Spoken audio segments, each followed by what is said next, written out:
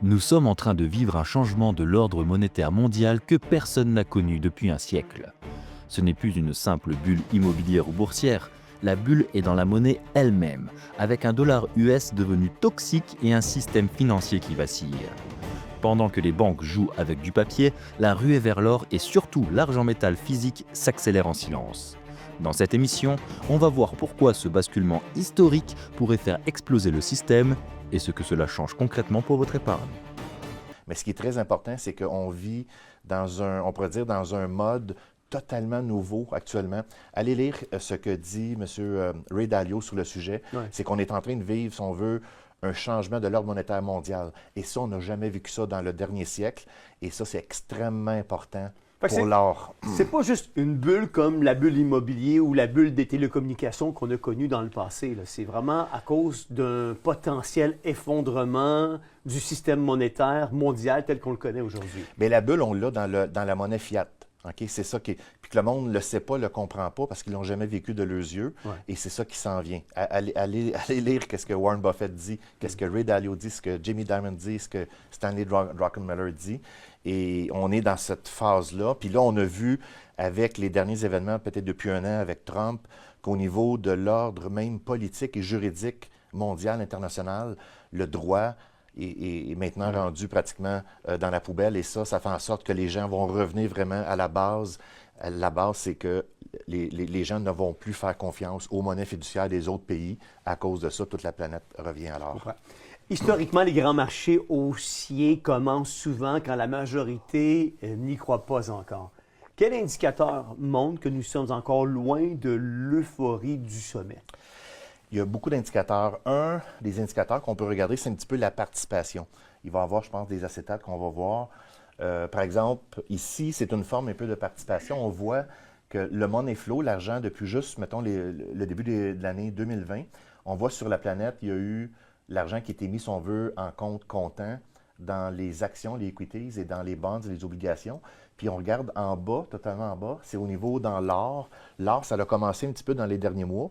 Mais on pourrait dire le dernier 5-10 ans, il n'y a pas d'argent qui est là. L'argent, il y a des trillions et des trillions qui ont été dans d'autres classes d'actifs. Si on aurait une bulle, on aurait une montée d'une dizaine d'années.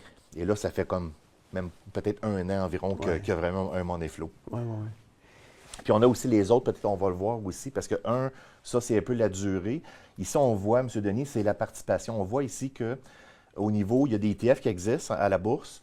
Puis quand on regarde l'argent qui est, on pourrait dire, l'allocation implicite qui va dans l'or, dans l'argent ou dans les aurifères, là, c'est visuel. Puis en plus, le sommet qu'on voit, le précédent, c'est le sommet de 2011. Le sommet de 2011, il n'était pas très élevé. C'était vraiment un petit pic intérimaire qui n'a rien à voir avec le sommet de 1980 vers où on s'en va à grande vitesse.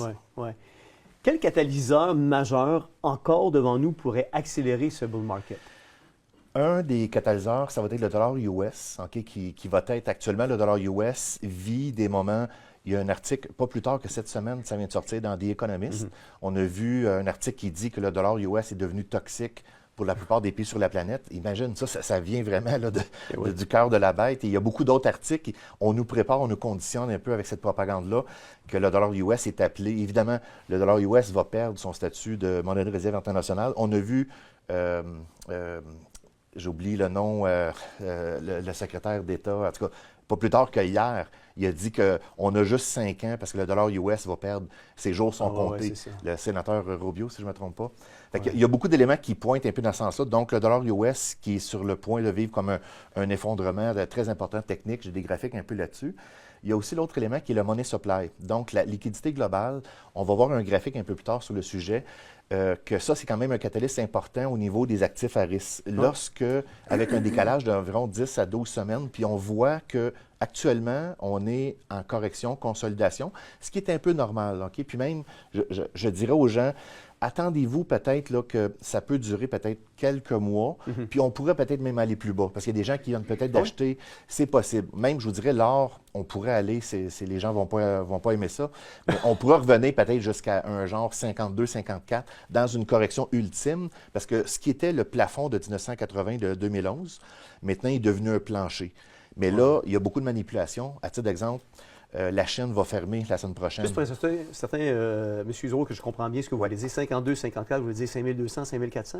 Je parle en dollars US, Okay. excuse-moi, j'ai oublié de préciser. C'est que c'était comme au niveau de l'argent, c'est un sommet qui était très important, cette résistance-là. Vous parlez du silver, là? Je parle de silver, excusez. Ouais, okay. Puis au niveau de l'or, on peut peut-être aller vers les 4000 dans une correction, mais ça va revenir de plus belle. Pourquoi? À cause du phénomène que je vous dis, qui est un phénomène qui est un bulldozer, qui n'a rien pour arrêter ça.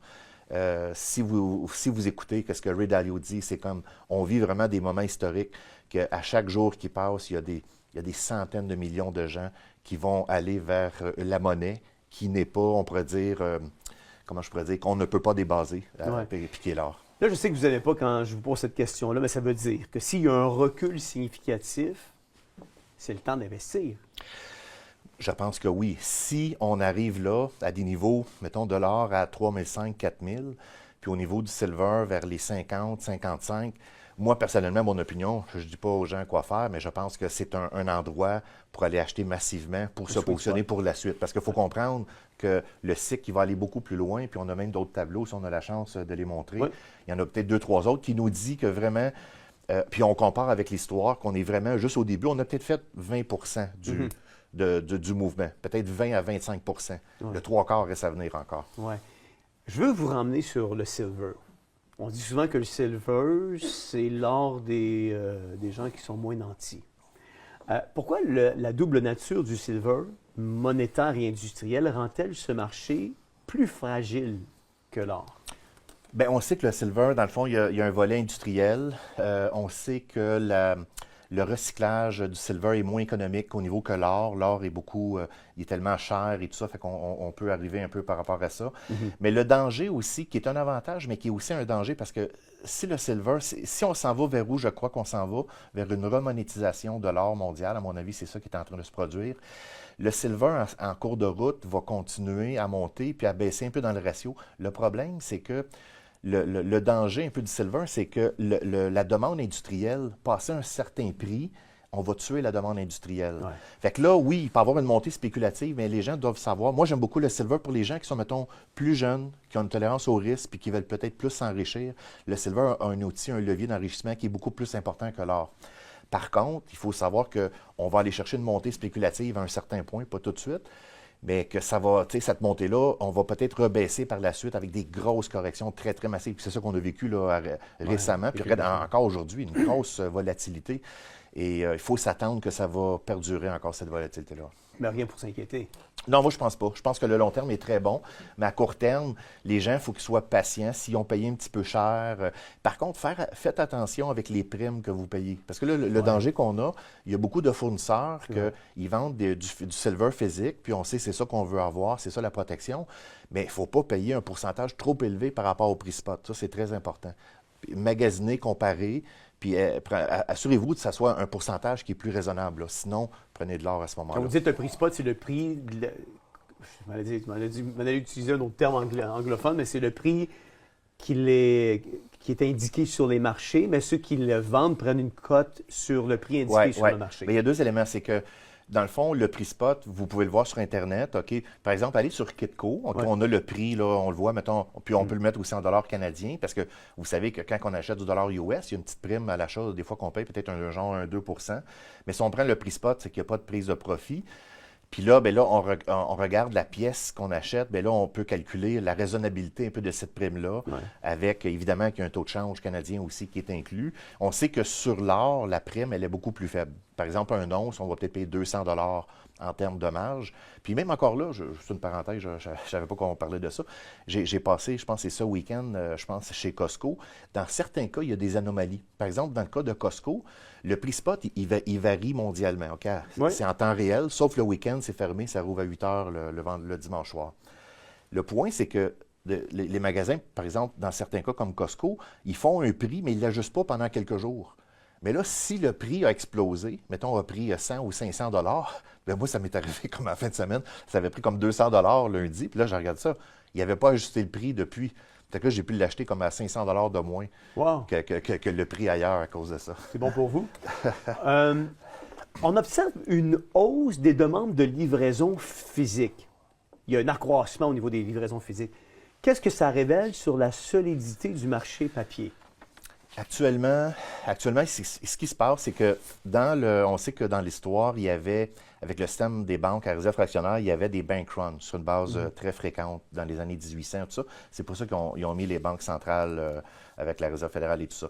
Actuellement, on est en train de vivre, on pourrait dire, un silver physical run au niveau mondial, mais c'est surtout la Chine qui drive ça. Puis même au niveau du COMEX à New York. Et là, peut-être qu'on n'a pas tous les tableaux, mais en gros, je vous fais une histoire courte, c'est que l'inventaire qu'il y a, par exemple, il y a des mois qu'il y a des livraisons qui arrivent, puis une des plus importantes de toute l'année, à chaque année, c'est le mois de mars. Et les livraisons. Puis là, on y arrive. Il reste comme dans peut-être 14 ou 15 jours, on pourrait dire les gens qui ont des positions, les open interest, ils doivent décider s'ils vont prendre livraison. Le problème, c'est que, il y a quelques jours, on avait, dans le fond, l'open interest, c'est de 400 millions, OK? L'inventaire était de 103, il est rendu à 93 millions. Le problème, c'est qu'il y a 4 fois plus de gens, de la demande, puis c'est comme dans 2-3 semaines que les livraisons doivent se faire. Ce qu'on ne sait pas, c'est quel va être le pourcentage de cette demande-là qui va être comme roulée dans le futur, ou ils sont là, ils attendent, puis ils veulent avoir du physique. Le problème, ça crée une bulle? Bien, le problème, c'est que ça pourrait exploser parce que l'inventaire n'est pas là. Bien non, c'est ça. Puis, il y a des stratagèmes qui avaient déjà, étant donné que je parle un peu de ça, il y a un livre que je viens de récemment, je pense que c'est en 2008, quand il y a eu la crise avec Bernstein. Bien, la crise de 2008, c'était à cause du silver. Okay? Il y avait des banques qui étaient en train de sauter parce qu'il y avait des grosses positions short. C'est exactement la même situation qu'on vit aujourd'hui. Ah ouais, hein? Et les États-Unis, ce qu'ils avaient fait, ils avaient fait un emprunt de 300 millions d'onces de silver physique à la Chine. Puis ils ont donné comme des bons du trésor entre-temps. Ouais. Mais c'était un prêt de 4 ans, le temps d'avoir la crise. Là, la Chine, après ça, a réclamé, si on veut, les 300 millions d'onces. Les États-Unis ont dit non, gardez le papier.